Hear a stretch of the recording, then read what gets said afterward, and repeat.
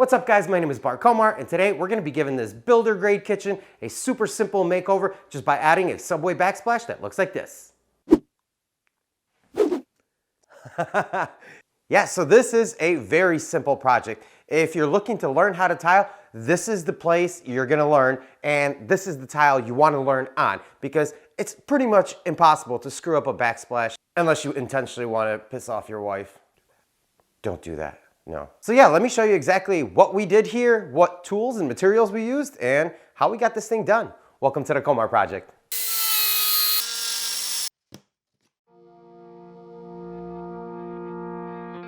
Okay, so the first thing that we actually have to do is remove the old backsplash. This came with the house and it matches the countertops. For some homes, that's okay. But in our case, it's gotta go, so hammer and pry bar. Let's do it. A backsplash is probably the easiest way to give your kitchen a dramatic upgrade without breaking the bank. I think we're all in at around $500 for materials and 2 days of labor.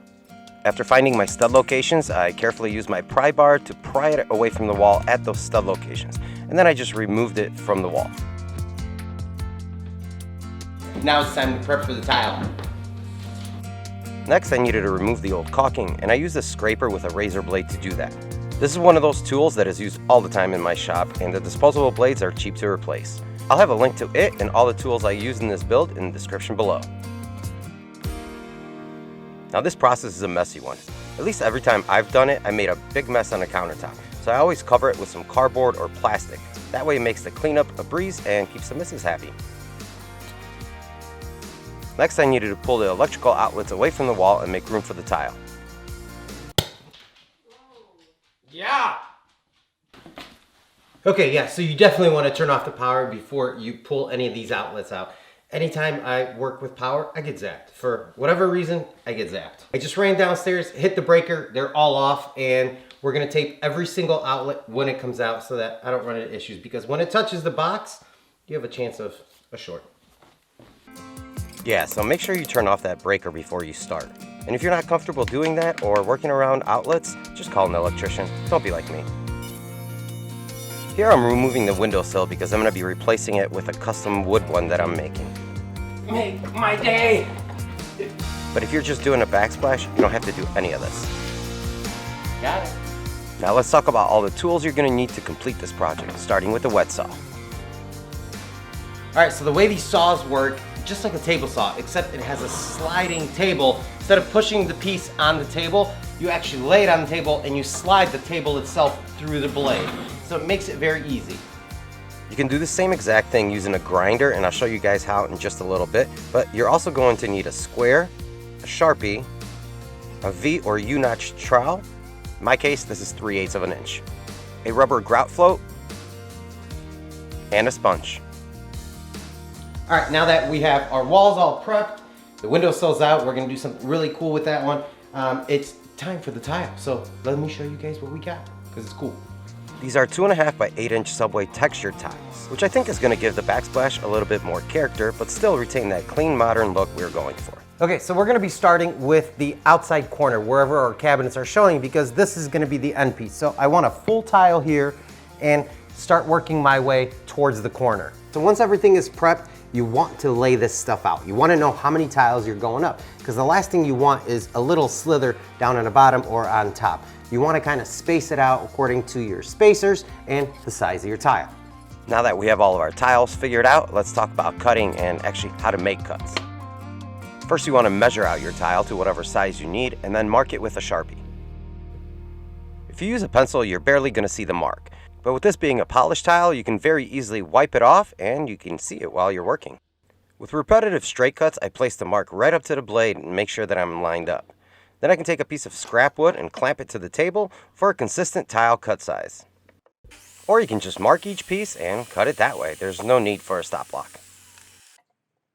Next is what I call the L-shaped cut. You're usually going to have to make these around outlets, and I do it just like a straight cut, but the only difference is I don't go past the perpendicular line. Then you can rotate the piece and cut that shorter end. Now this isn't going to cut all the way through for you because the blade is circular and you're going to have to remedy that. And the way I do this is with the tile lift method. And basically all it is just lifting that tile a little bit while the blade is spinning, and it cuts it to the corner for you, and then you can just clean it up. The next cut is the U-shaped cut. I start by making end cuts on the left and right side of the U, and then make cuts between them every 1/8 of an inch or so. Then I tilt the tile up and remove the rest of the material between them. I've been using this method for years, and if you don't feel comfortable doing these cuts, just flip the tile upside down and you can cut from the backside. Just remember not to pass your mark line. Remember how I said that you don't need a tile saw to do this? Well, it's true. You can make all these cuts and then some using a grinder with a diamond tip blade. All you have to do is clamp your tile as close as possible to the edge of your work surface with the waste side hanging off.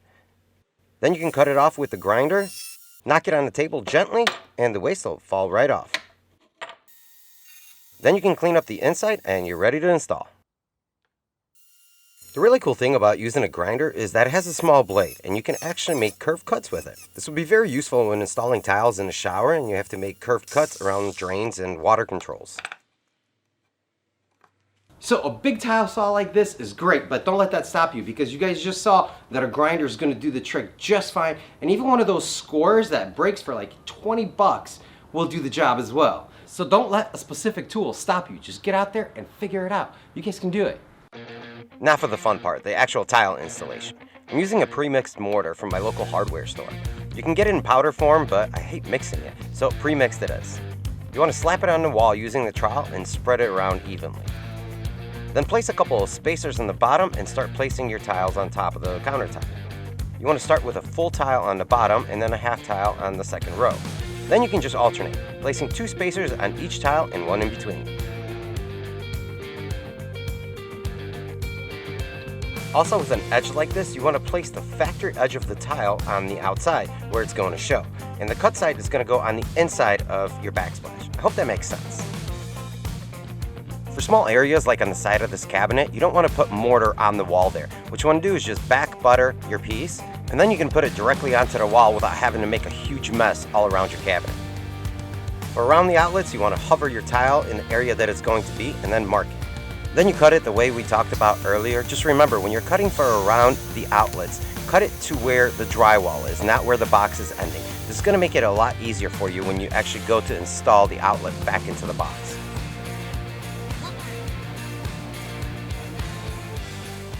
Installing these tiles is super easy, and even Honey Bunny got in on the mix, which was awesome because we got to spend some quality time, we got a project done, and we had a lot of fun doing it.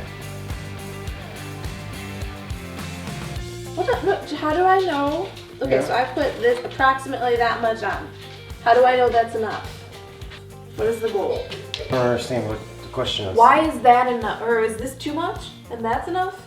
So Honey Bunny had a great question. How do you know when you have enough of the mortar on the wall or on the back of the tile? Let me show you. So this trowel and any other trowel is going to be designed with either a notch or with these grooves, with these notches here. And when you get 90 degrees to the wall, it's going to give you the exact amount of spread that you need.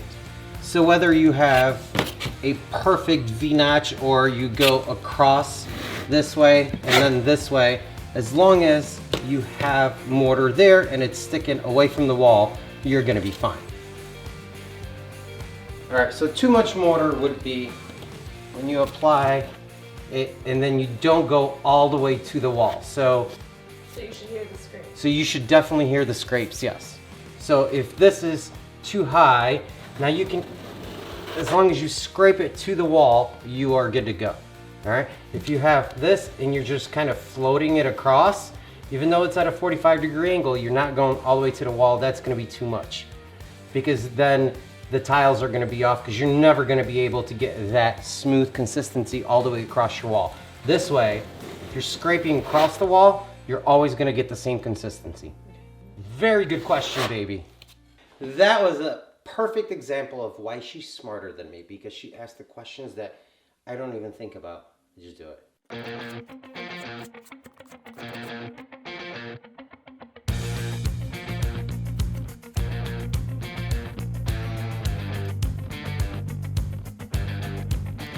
All right, it's been about 4 hours since I installed this side of the backsplash, and I'm out of spacers, which means I either go back to the store and get more, or I could just rob from here because the mortar is getting dry. So once you pull these out right now, they're not gonna move. It'll be fine.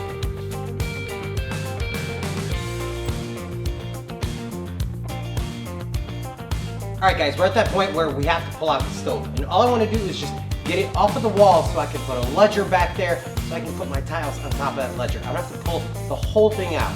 So let's try that. I placed my level across the two cabinets and screwed my ledger right under it, so I know the tile will have a smooth transition over the empty space. And a ledger can be just about anything that can temporarily be screwed to the wall, and in my case, it's an old piece of scrap plywood. Then you can continue the tile across just like you're installing it over the countertop.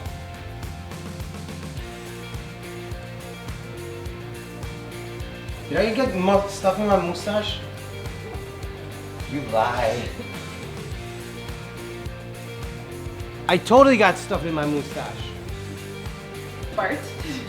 No. Let's go. That's what you call a finger throw.